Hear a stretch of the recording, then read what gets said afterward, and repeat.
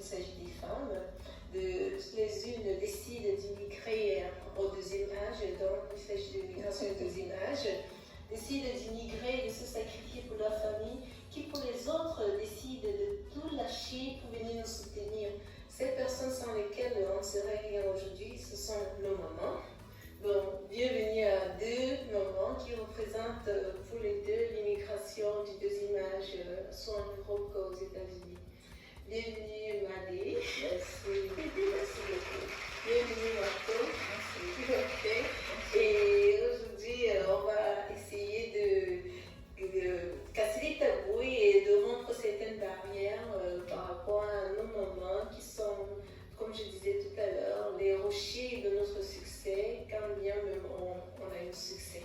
Et on va essayer de parler d'abord d'elles, parce qu'on en parle très peu. Elles définiraient comme le revers de la scène, théâtre ou bien un film. On voit les acteurs, mais on ne voit pas ceux qui sont derrière. Donc, à présent, c'est vous qui êtes derrière, c'est vous qui nous forgez, et j'en profite pour vous dire merci pour tout le travail que vous faites, pour les sacrifices que vous faites. Donc, on a Madé, qui représente cette immigration du deuxième âge qui décide de tout laisser au Cameroun, d'abandonner pour venir se chercher, comme on dit, et aider sa famille, aider ses enfants et donner une seconde chance à ses enfants. Donc, pendant cette émission, on essaiera de comprendre pourquoi elle a fait ce sacrifice, pourquoi elle a décidé de tout laisser au Cameroun pour pouvoir venir en Europe à plus de 45 ans, n'est-ce pas? Elle a laissé toute une vie au Cameroun et pour pouvoir se chercher. On a Marco qui représente une autre immigration du deuxième âge, qui a décidé aussi, elle, de tout laisser à plus de 50 ans pour pouvoir venir aider sa fille, sans laquelle, je dirais, c'est difficile pour nous en Europe de joindre les deux bouts, n'est-ce pas? De pouvoir travailler, de pouvoir s'occuper de sa famille. Donc, on tire le chapeau à tous les deux. Bonsoir Marco. Bonsoir. Merci. Ça me fait plaisir. Je suis contente. Ça fait plaisir de penser à nous. Ah oui, on pense à vous, mais parfois on ne le dit pas très haut. Et ça, c'est l'occasion de le dire. Je le dis très haut. Merci. Très haut, et de reconnaître ce travail que vous abattez derrière, non?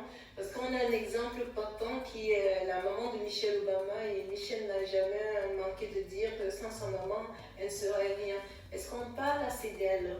Je ne crois pas. Donc aujourd'hui, c'est votre jour. On va parler de vous. On va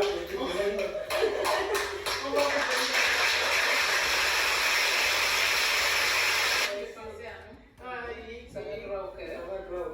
Parce que vous existez, on nous voit, on est derrière, c'est bien vous. C'est nous voici. Ok. C'est bien nous. Ok, c'est bien vous. C'est bien vous. Vous êtes les acteurs, les directeurs de scène et vous tirez les films. On va commencer avec Madé. Madé qui est un peu aussi ma mère, parce que comme vous savez, en Afrique, on n'a pas qu'une seule mère. J'ai ma mère biologique, mais j'ai beaucoup d'autres mamans. J'ai eu l'occasion d'habiter avec Madé à Mita, pour ceux qui savent, à Okola, à Obac. Donc, elle a été ma deuxième maman et j'ai beaucoup d'autres mamans. Donc, merci Madé d'avoir pris soin de moi. Donc, Ça me va au cœur. on dit qu'il faut reconnaître ses privilèges. Donc, j'ai ce privilège d'avoir beaucoup de mamans. Ça, c'est bien ça.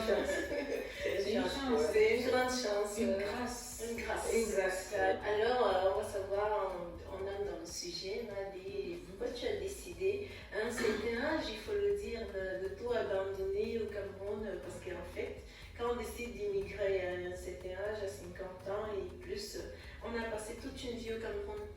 Donc, on décide de tout abandonner, sa culture, sa famille, et même à ton niveau, ton époux. Donc, pourquoi avoir fait ce sacrifice-là? Pour les enfants.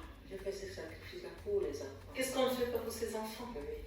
J'ai fait tout ça pour les enfants.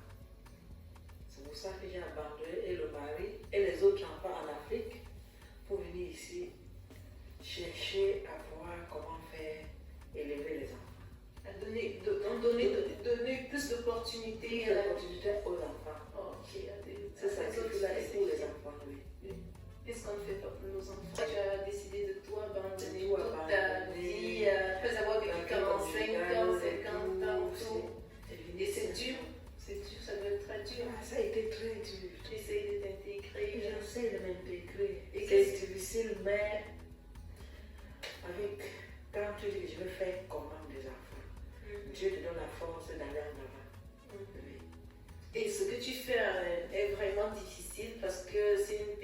prison dorée. Et beaucoup de gens ne savent pas, hein, quand on envoie l'argent au Cameroun, en Afrique, que ce sont des sacrifices. Et les travaux qu'on est appelés à faire ici sont des travaux pas évidents du tout. Et le travail que tu fais actuellement, est-ce que tu peux nous en parler pour éveiller un peu les consciences de la difficulté? Je travaille pour les vieilles personnes. Donc, la prise en charge de vieilles personnes. Donc, généralement, je travaille 24 heures sur 24. J'abandonne ma famille, je vis plutôt avec une autre famille. Avec une autre famille. Wow, ça c'est du sacrifice. Il y en a beaucoup qui le font. Oui, aussi. Que donc, tu payes le loyer, mais tu dors jamais à la maison. Donc, tu payes ton loyer parce que tu as besoin de payer ce loyer-là pour faire aussi tes documents. Puisque les enfants, je suis là avec les enfants. Les enfants vont vivre à la maison. Et moi, je suis dehors en train de travailler. Donc, tu vis dans cette famille Je vis dans cette famille et je vais chez moi une fois par semaine. Wow. Je dors chez moi une fois par semaine. Wow. Il faut payer le loyer, il faut payer les taxes, les factures, l'eau, gaz. Et tout c'est sur tes dos, sur mes épaules. Donc tu travailles 24 sur 24 pour t'occuper d'une personne âgée et afin de t'occuper de ma petite famille. Ta petite famille. Et tu ne les vois qu'une seule fois. Une seule fois par semaine. Ça c'est dur. Et pouvoir envoyer aussi quelque chose aux autres qui sont restés au Cameroun. Voilà. Parce que je n'ai pas pu regrouper pour les enfants ici. Comment tu es perçu quand tu rentres au Cameroun? Est-ce que les gens comprennent le sacrifice que tu es en train de faire, l'opportunité que tu es en train de donner à tes enfants? Est-ce que les gens comprennent que tu vis ici dans une prison dorée? Non, les gens n'ont pas compris. D'aucuns ont dit que je suis ici pour faire la prostitution. Oui. Elle est ici, elle a épousé les blancs. Il y a beaucoup même qui m'ont accusé disant que j'ai abandonné le mari pour venir épouser le blanc. Mais ils étaient surpris. Quand je vais au Cameroun, je dors chez moi. Sans savoir ce que tu vis. Je dors chez moi. C'est pour ça que c'est intéressant d'avoir ce genre d'émission afin de casser cette barrière, ce tabou, cette idée. Selon lequel on va pour épouser les blancs, on va pour devenir infidèle, on a abandonné l'homme dans la misère. Mais tu as quel temps? Puisque tu travailles 24 sur 24. Ils ne savent pas, personne n'en parle. Quand mon fils est arrivé ici. Alors on passe à Marco. Oui. Marco qui elle aussi est en train de faire une immigration de second âge. Et une maman qui a accepté de venir en Europe après 50 ans, il faut déjà lui tirer un chapeau. Pour des raisons différentes, mais toujours beaucoup de sacrifices, qui appellent beaucoup de sacrifices. Elle a bien accepté de venir aider sa fille chérie. Alors Marco, oui. Pourquoi as-tu décidé de venir aider ta fille? Pourquoi as-tu décidé de venir en Europe avec le froid, rester à la maison tous les jours? C'est pas évident. Au pays, vous avez vos habitudes, vos activités. En plus, dans un pays parallèle, mais oui, en dehors plus, d'être fonctionnaire. en plus, un pays où on ne parle pas le français. Donc déjà, il y a cette barrière-là. Comment tu fais? Pourquoi tu as accepté cette challenge?